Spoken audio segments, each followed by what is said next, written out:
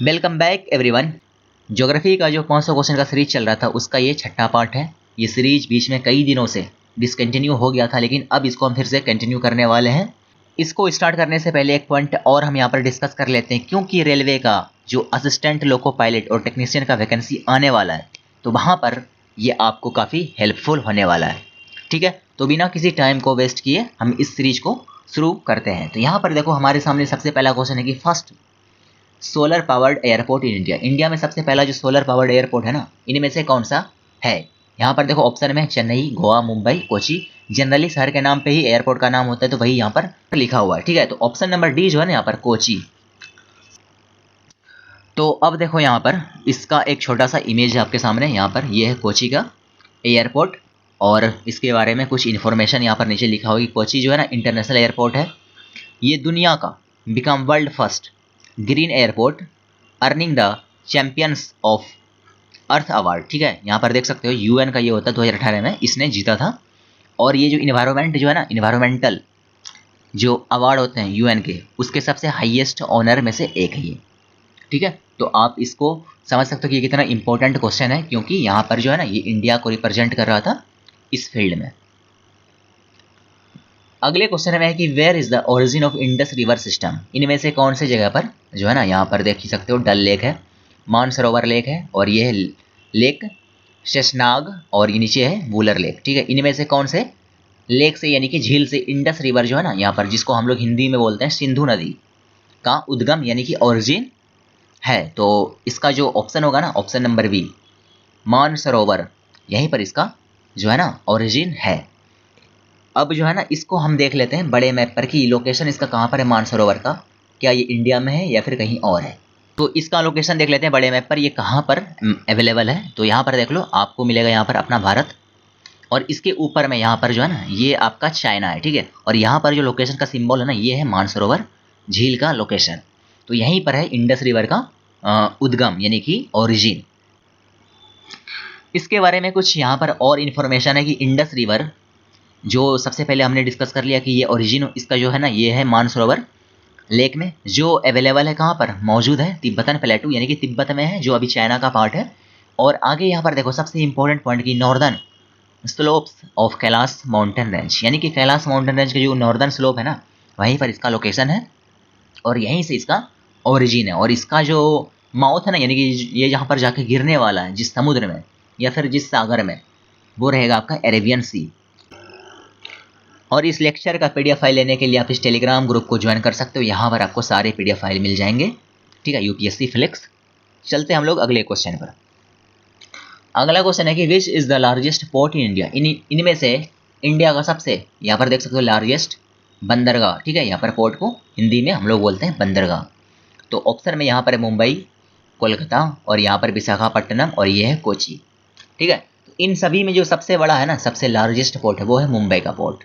यहाँ पर option number A जो है ना, यहाँ पर मुंबई पोर्ट, इसका यहाँ पर साइज सबसे बड़ा है। अब यहाँ पर इसका देख ले, छोटा सा एकदम ओवरव्यू के लिए इमेज की इस तरह के होते हैं। यहाँ पर कई सारे कंटेनर वगैरह लगते हैं, इसी को लोड करते हैं जहाज़ पर, और जहाज़ यहाँ से चलते हैं अपने डेस्टिनेशन की तरफ, और जब आने के बाद यहीं पर अनलोड करते हैं। जिस तरह से आपका रेलवे का स्टेशन काम करता है, उसी तरह से ये सभी काम करते हैं। और आप सभी को पता होगा मुंबई का लोकेशन कहाँ पर है, ये एक कैपिटल भी है महाराष्ट्र राज्य का, और ये महाराष्ट्र में ही पड़ता है। यहाँ पर देख सकते हो नीचे कि Mumbai port is the India's largest port why, यहाँ पर साइज एंड शिपिंग ट्रैफिक। यहाँ पर ट्रैफिक भी सबसे ज़्यादा है इंडिया में, और साइज तो सबसे बड़ा है ही। और इसका जो लोकेशन है ना, ये best Mumbai on the western coast of India, यानी कि इंडिया का जो ये जो इंडिया है ना नीचे वाला, यानी कि ये क्या बोलते हैं इसको, पेनिनसुला, तो यहाँ पर मिलेगा आपको, यानी कि वेस्ट साइड में। तो इसी के साथ हम चलते हैं फिर अगले क्वेश्चन पर। विच one of the following is not a non conventional source of energy. इनमें से कौन सा एनर्जी का सोर्स नॉन कन्वेंशनल है? ठीक है ना, आप सभी को पता होगा एनर्जी के फॉर्म दो तरह के होते हैं, एक होता है कन्वेंशनल, एक होता है नॉन कन्वेंशनल। यहाँ पर देखो ऑप्शन में सोलर एनर्जी, नेचुरल गैस, और यहाँ पर विंड एनर्जी, और यहाँ पर टाइडल एनर्जी।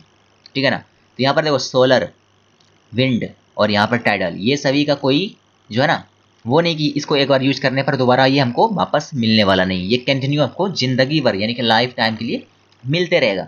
लेकिन यहाँ पर जो नेचुरल गैस है ना, ऑप्शन नंबर बी, अगर आप इसको एक बार यूज कर लिए फिर इसको फिर से जनरेट आप नहीं कर सकते।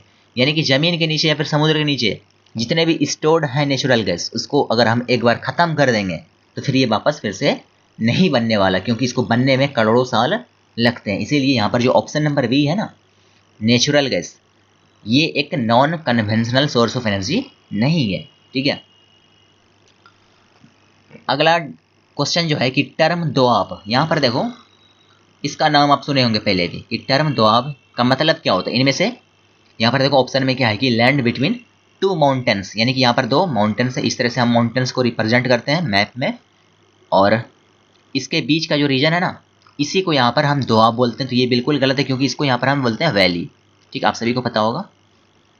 इसके बाद है बिटवीन टू लेक्स, तो ये भी गलत है आपका, ये दोनों गलत हो गया। और यहाँ पर देखो ऑप्शन नंबर सी जो है ना, लैंड बिटवीन टू रिवर्स, तो यहाँ पर जो ऑप्शन नंबर सी है ना, ये बिल्कुल आपका सही होगा, क्योंकि आप सभी ने सुना भी होगा हिस्ट्री में कि ये जो यमुना है ना और ये गंगा, इसके बीच के रीजन को हम बोल देते हैं दोआब। ठीक है, तो इसीलिए यहाँ पर हमारा जो आंसर होगा ना option number C, between two rivers के जो लैंड होते हैं बिटवीन टू रिवर्स, उसको बोलेंगे हम लोग यहाँ पर दोआब वाला region. Which one of the following state has longest coast line, इनमें से कौन से राज्य का सबसे लंबा जो है ना लॉन्गेस्ट कोस्ट लाइन है। ऑप्शन में है महाराष्ट्र, तमिलनाडु, गुजरात, आंध्र प्रदेश। ठीक है, तो इनमें से सबसे लंबा किसका कोस्ट लाइन है। आप सभी को पता होगा कोस्ट लाइन जो समुद्र के साथ में मिलता हो उसको बोलते हैं कोस्ट लाइन। तो यहाँ पर जो ऑप्शन नंबर सी है ना, गुजरात, गुजरात का सबसे लंबा कोस्ट लाइन है। इसको हम बड़े मैप पर एक बार देख लेते हैं। तो इसको देखते हैं हम बड़े मैप में। यहाँ पर देखो अपना प्यारा भारत है, और अगर यहाँ पर जाए हम वेस्ट में तो यहाँ पर मिलेगा आपको गुजरात का लोकेशन। ठीक है, इसका लंबा कोस्ट लाइन इसलिए है कि क्योंकि यहाँ पर देख सकते हो इसका किस तरह से इसका बॉर्डर बनता है यहाँ पर समुद्र के साथ में। ठीक है, तो इसीलिए इसका सबसे लंबा है, और ये यहाँ नीचे तक है। ठीक है, यहाँ तक है, और नीचे मिलेगा आपको यहाँ पर ये महाराष्ट्र का बॉर्डर है यहाँ से लेके यहाँ तक, और ये है तमिलनाडु का, और यहाँ पर मिलेगा आपको आंध्र प्रदेश का। इन सभी में सबसे बड़ा कोस्ट लाइन आपको मिलेगा गुजरात का। आपको ये चीज़ ध्यान में रखना है। अगले क्वेश्चन को देखते हैं। इसमें यहाँ पर देखो हमसे क्या पूछा कि विच ऑफ द फॉलोइंग, इनमें से कौन सा biosphere reserve was first to be established by the government of India, इनमें से कौन से बायोस्फीयर रिजर्व को सबसे पहले गवर्नमेंट ऑफ इंडिया ने इस्टेब्लिश किया था। ऑप्शन में यहाँ पर देखो सुंदरवन बायोस्फीयर रिजर्व, ये मिलेगा आपको बंगाल में और बांग्लादेश वाले रीजन में। नीचे नीलगिरी बायोस्फीयर, और यहाँ पर है gulf of Mannar biosphere reserve, और नंदा देवी बायोस्फीयर रिजर्व। तो यहाँ पर ऑप्शन नंबर बी जो है ना नीलगिरी, आप सभी को पता होगा नीलगिरी जो माउंटेन्स है ना वेस्टर्न घाट में, ये वहीं पर मिलेगा आपको। और ये 3 राज्य में, जैसे कि आप ले लो कर्नाटक, केरल और तमिलनाडु। ठीक है, इन तीनों राज्य में इसका जो है ना बाउंड्री फैला हुआ है। तो ऑप्शन नंबर बी तो आपका बिल्कुल यहाँ पर करेक्ट आंसर होने वाला है। और इसके साथ यहाँ पर देख लो कई सारे आपके सामने यहाँ पर क्या कहते हैं बायोस्फीयर है 18 इंडिया में जो है मौजूद है, उसका लोकेशन यहाँ पर आपके सामने है। इसको आप यहाँ पर ध्यान में रख सकते हो मैप के मदद से, ये आपको PDF फाइल में मिल जाएगा। ठीक है, यहाँ पर देखो नीलगिरी का लोकेशन है, और ये मिलेगा आपको यहाँ पर तमिलनाडु में, और इसका कुछ यहाँ पर रीजन केरल में भी है और कुछ यहाँ पर कर्नाटक में भी है। ठीक है, और यहाँ पर देख लो यहाँ पर 18 का लोकेशन मैप पर शो किया गया है। ये आपको याद रखने में काफ़ी मदद करने वाला है। और इसके बारे में कुछ एक्स्ट्रा इन्फॉर्मेशन ये है कि इसका जो क्षेत्रफल है ना, यानी कि एरिया, यहाँ पर देख लो 5520 स्क्वायर किलोमीटर है, और इसको 1986 में इस्टेब्लिश किया गया था गवर्नमेंट ऑफ इंडिया के द्वारा। और इसका जो गवर्निंग बॉडी है ना, तमिलनाडु में जो भी है इसका मतलब हिस्सा यानी कि पोर्शन, उसको यहाँ पर तमिलनाडु फॉरेस्ट डिपार्टमेंट करता है कंट्रोल, और जो कर्नाटक में है उसको करेगा कर्नाटक फॉरेस्ट डिपार्टमेंट, और केरल वाले को केरल का फॉरेस्ट डिपार्टमेंट ही कंट्रोल करने वाला है। ठीक है, ऑप्शन नंबर बी आपका नीलगिरी बायोस्फीयर, और यहीं पर आपको मिलेगा लोकेशन नीलगिरी माउंटेन्स का, जो मौजूद है कहाँ पर आपका वेस्टर्न घाट पर। ठीक है, ये सब पॉइंट है इंपॉर्टेंट है, इसको आप ध्यान में रखना। अगले क्वेश्चन में विच of the following is not a part of the 4 धाम यात्रा, इनमें से यहाँ पर देखो कई सारे होली सिटीज़ हैं, इनमें से कौन सा सिटी यहाँ पर 4 धाम यात्रा का जो है ना पार्ट नहीं है, यानी कि यहाँ पर हम लोग नहीं जाते हैं 4 धाम यात्रा के दौरान। तो ये जो 4 धाम का यात्रा है इसके बारे में पहले जान लो। जिस तरह से आपने सुना होगा मुस्लिम्स में हज के लिए जाते हैं, जो भी सक्षम हो जाने के लिए वहाँ पर, तो वो हज के लिए जाते हैं। उसी तरह से 4 धाम की यात्रा जो है ना, यहाँ पर हिंदू पिलग्रिम्स जाते हैं, जो भी अगर आप सक्षम हो जाने में तो यहाँ पर आपको जाना चाहिए लाइफ में एक बार। तो ऑप्शन में यहाँ पर देखो केदारनाथ, बद्रीनाथ, वैष्णो देवी और गंगोत्री। तो यहाँ पर जो है उत्तराखंड, यूके, उत्तराखंड का बात हो रहा है, यूके का मतलब यूनाइटेड किंगडम में समझना, उत्तराखंड। तो यहाँ पर जो है ना केदारनाथ, बद्रीनाथ और गंगोत्री ये सभी के सभी आपको मिलेंगे उत्तराखंड में। और यहाँ पर वैष्णो देवी जो है ना ये मिलेगा आपको जम्मू में, जम्मू एंड कश्मीर का जो जम्मू वाला पोर्शन है ना वहाँ पर मिलेगा। तो ऑप्शन नंबर सी जो है ना ये इसका चार धाम यात्रा का पार्ट नहीं है। अब इसके बारे में कुछ और इन्फॉर्मेशन उसको ले लेते हैं पहले हम, ठीक है।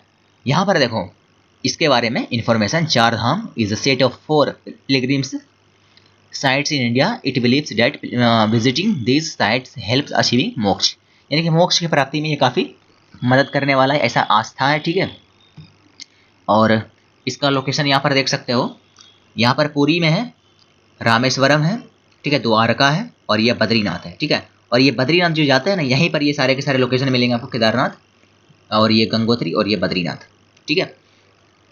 और इसके बारे में देखो यहाँ पर ये जो यहाँ पर जब जाते हैं ना हम बद्रीनाथ वाले में, तो यहाँ पर आपको यहाँ पर 4 होली साइट्स मिलेंगे, यमुनोत्री, गंगोत्री, केदारनाथ और यहाँ पर बद्रीनाथ।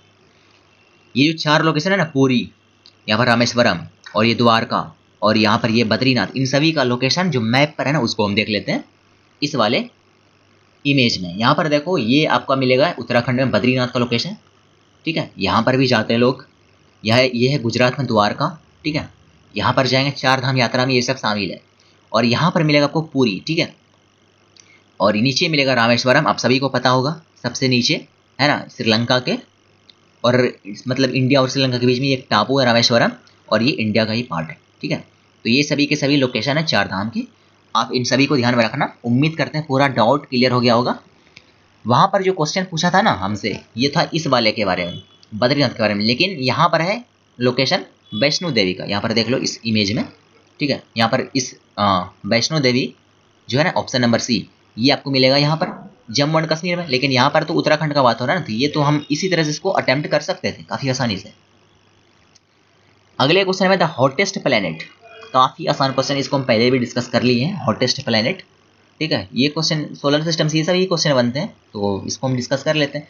ऑप्शन में मरकरी है, वेनस है, जुपिटर है और सैटर्न है यहाँ पर। तो वेनस है ना ऑप्शन नंबर बी, ये सबसे हॉटेस्ट प्लेनेट है। ये जो सन है ना, सन के सबसे करीब तो यहाँ पर मरकरी मिलेगा आपको, लेकिन हॉटेस्ट क्या है, सेकंड नंबर वाला वेनस है, उसके बाद अर्थ का पोजीशन है। जैसे कि यहाँ पर इस इमेज में इसको देख भी सकते हो, यहाँ पर ये सन है, ये जो है ना ये सन है, और यहाँ पर देखो ये सबसे पहला मरकरी है, करीब है लेकिन सबसे गर्म नहीं है, ये सबसे गर्म यहाँ पर मिलेगा आपको वेनस। इसके बाद यहाँ पर अर्थ है, ये है मार्स, और ये है जुपिटर, ये है सैटर्न, ये है यूरेनस, ये नेपच्यून। अगले क्वेश्चन में है कि which of the following planets is nearest to the earth, इनमें से कौन सा प्लैनेट अर्थ के सबसे करीब है। यहाँ पर अभी जो है ना यहाँ पर हम जितने भी क्वेश्चन कर रहे थे वो था सन के करीब कौन है, हॉटेस्ट कौन है। अब यहाँ पर अर्थ से कंपैरिजन हो रहा है कि अर्थ के करीब सबसे करीब कौन सा यहाँ पर प्लैनेट है।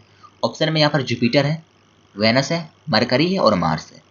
तो यहाँ पर जो ऑप्शन नंबर बी और डी है ना, यहाँ पर देखो वेनस, ये दोनों के दोनों पड़ोसी हैं, ठीक है। अगर मैं यहाँ पर सन को लूँ, ठीक है, ये सन है, यहाँ पर मरकरी है, ये वेनस आपका, और फिर यहाँ पर जो है ना आपका मिलेगा अर्थ, और यहाँ पर है आपका मार्स, यानी कि वेनस भी ऑप्शन में है, मार्स भी ऑप्शन में। तो सबसे करीब कौन है, ठीक है। तो इसको जो है ना सबसे बढ़िया तरीका याद रखने का कि यहाँ पर जो इसके बीच का जो गैप है ना ये कम होगा, क्योंकि इसका ऑर्बिट छोटा है, ठीक है। तो ऑप्शन नंबर यहाँ पर बी जो है ना बिल्कुल वेनस आपका आंसर हो जाएगा, क्योंकि ऑब्वियस सी बात है जितना दूर जाएंगे ना हम लोग उतना लंबा चौड़ा ऑर्बिट बनते चले जाएगा, है ना, गैप भी बढ़ता है, ऐसा होता है। ये मतलब यहाँ पर कुछ वो नहीं है, बस याद रखने का तरीका है। यहाँ पर इसको देख ही लो, ये जो है ना ये आपका अर्थ है, ये मार्स है और ये वेनस है, तो वेनस इसके करीब ज़्यादा, ठीक है। विच one of the following Indian states is the largest producer of natural rubber, इनमें से कौन सा इंडियन स्टेट है ना लार्जेस्ट प्रोड्यूसर है किसका, नेचुरल रबर का, ठीक है। आप सभी को पता है रबर क्या होता है। ऑप्शन में तमिलनाडु है, केरल है, असम है, आंध्र प्रदेश है। ऑप्शन नंबर बी जो है यहाँ पर केरल, ठीक है। केरल सबसे बड़ा प्रोड्यूसर है नेचुरल रबर का। देखते हैं अगले क्वेश्चन को, which planet is known as the earth twin, earth twin, ये भी काफ़ी बेसिक क्वेश्चन है, ठीक है। बेसिक क्वेश्चन है, काफ़ी आसान क्वेश्चन है। ऑप्शन में वेनस, मार्स है, यूरेनस है, नेपच्यून है। देखो अगर हम लाइफ की बात करें कि कहाँ पर पॉसिबिलिटी है कि अगला जो है ना लाइफ हम लोग बसा सकते हैं कौन से प्लेनेट पे, वो तो ऑप्शन में होगा मार्स। लेकिन इसका मतलब ये नहीं कि ये अर्थ का ट्विन है, ठीक है। अर्थ का ट्विन हम उसको बोलेंगे जिसका साइज बिल्कुल अर्थ के बराबर हो। यहाँ पर मार्स काफ़ी छोटा है और ऑलमोस्ट सेम सेम दिखता हो दूर से, ठीक है। कलर अलग हो सकता है यहाँ पर। तो ऑप्शन नंबर ए जो है ना यहाँ पर वेनस, ये बिल्कुल अर्थ का ट्विन्स है क्योंकि इसका साइज ऑलमोस्ट सेम है, लेकिन ये काफ़ी गर्म प्लेनेट है, इसलिए यहाँ पर लाइफ संभव है ही नहीं। तो ऑप्शन नंबर ए से यहाँ पर सही आंसर हो जाएगा आपका। मैं बार बार इस इमेज को दिखाकर यही यहाँ पर दिखाना चाह रहा हूँ कि आपके दिमाग में ये सभी के सभी इमेज जो है ना फिट कर जाए। जब भी आप कभी भी सोलर सिस्टम का बात करो तो आपके दिमाग में ये इमेज आना चाहिए। और फटाक से सबसे पहले मरकरी, यहाँ पर वेनस है, ये अर्थ है, ये मार्स है, ये फिर आपका जुपिटर है, सैटर्न है, ये यूरेनस, नेपच्यून, इस तरह से आपके दिमाग में क्लिक करना चाहिए।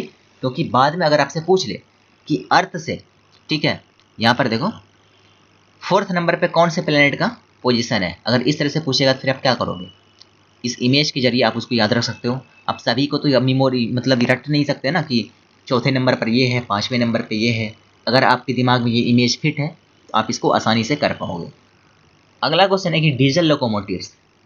डीजल लोकोमोटिव का मतलब होता है डीजल इंजन जो है ना ट्रेन का, उसी को बोलते हैं डीजल लोकोमोटिव, ठीक है। इसका मैन्युफैक्चरिंग यानी कि ये कहाँ पर बनता है। ऑप्शन में यहाँ पर देखो कपूरथला है, पेराम्बूर है, और यहाँ पर वाराणसी है, और यहाँ पर जमशेदपुर है।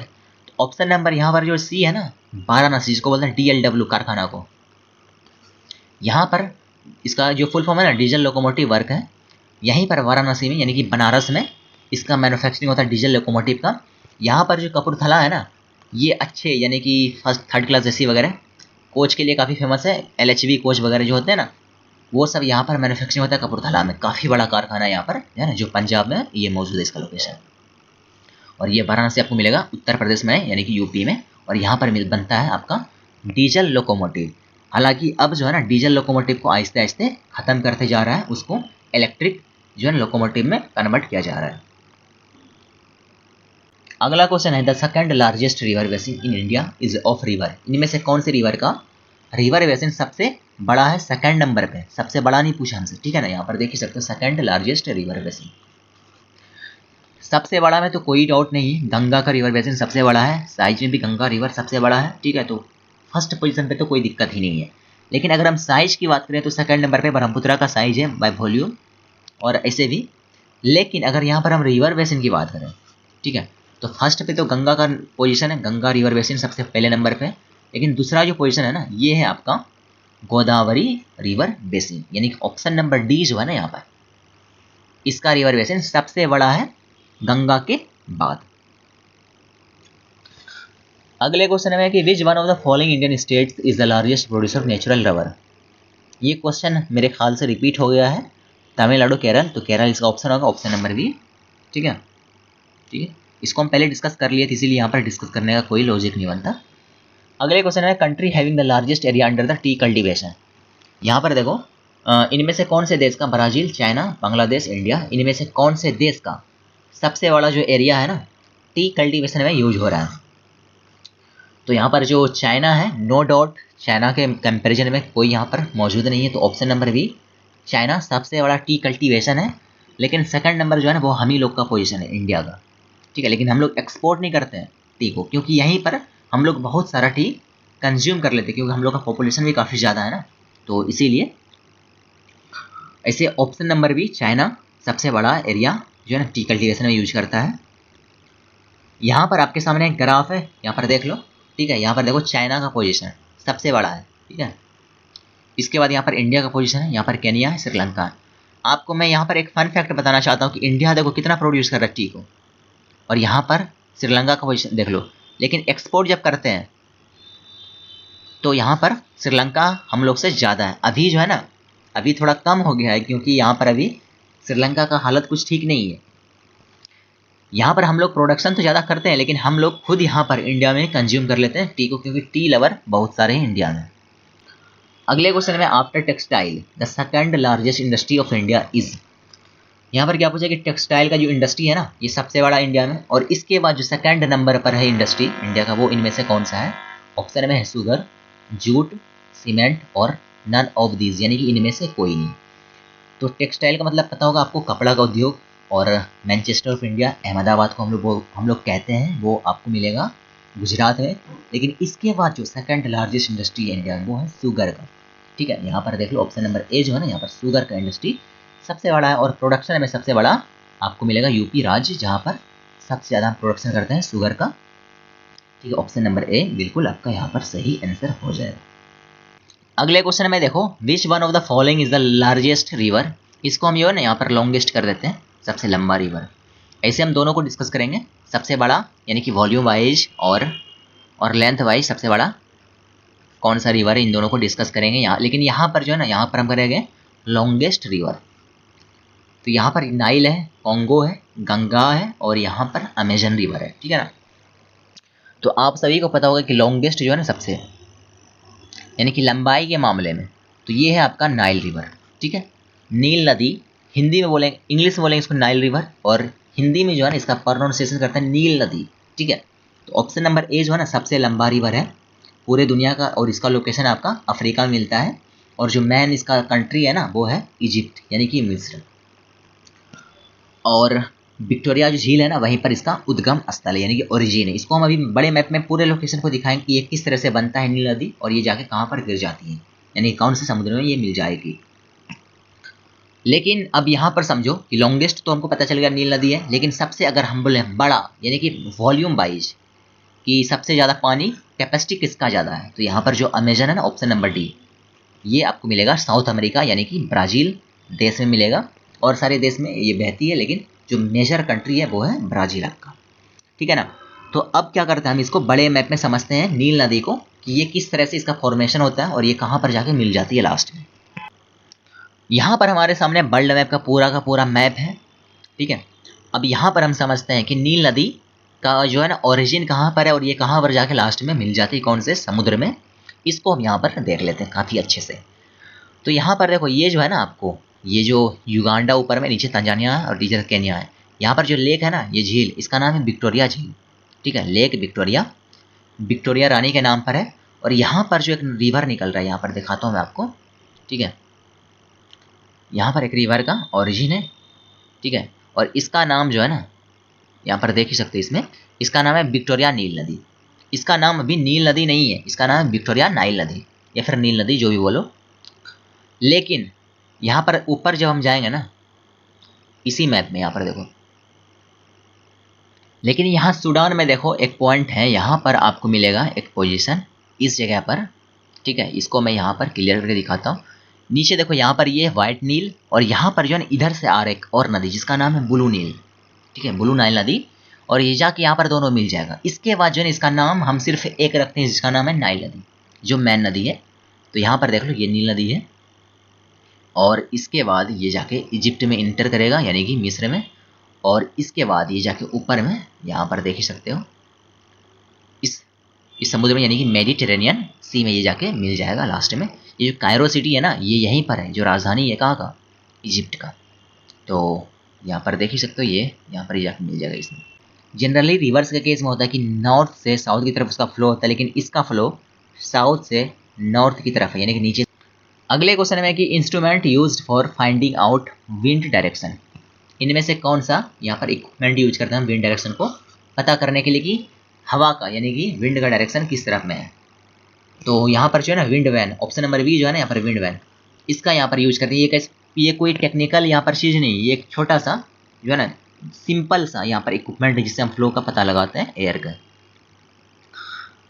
कुछ इस तरह का यहाँ पर देख ही सकते हो, यहाँ पर लिखा रहता है ईस्ट नॉर्थ, यानी कि यहाँ पर देख लो नॉर्थ साउथ ईस्ट वेस्ट, इस तरह से।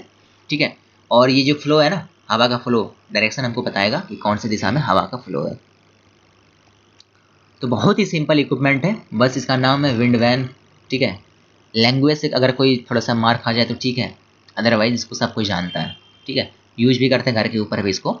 यहाँ पर देख ही सकते हो विंड वैन, वेदर वैन, या फिर इसको वेदर कॉग भी बोलते हैं, कुछ भी नाम इसका ले लो, ये तीनों नाम इसी का है। ठीक है, यहाँ पर देख सकते हो कुछ भी लिखा रहेगा ना तो मिस नहीं करना, काफ़ी आसान क्वेश्चन है। ये एक इंस्ट्रूमेंट है used for showing the direction of the wind. में देखिए, who of the following discovered the law of planetary orbits, यानी कि सन के अराउंड। ठीक है, सन के अराउंड प्लैनेट्स कैसे रिवॉल्व कर रहे हैं, इसका जो यहाँ पर डिस्कवर किया था इस चीज़ को, ठीक है, ये सबसे पहले कौन से यहाँ पर व्यक्ति ने किया था?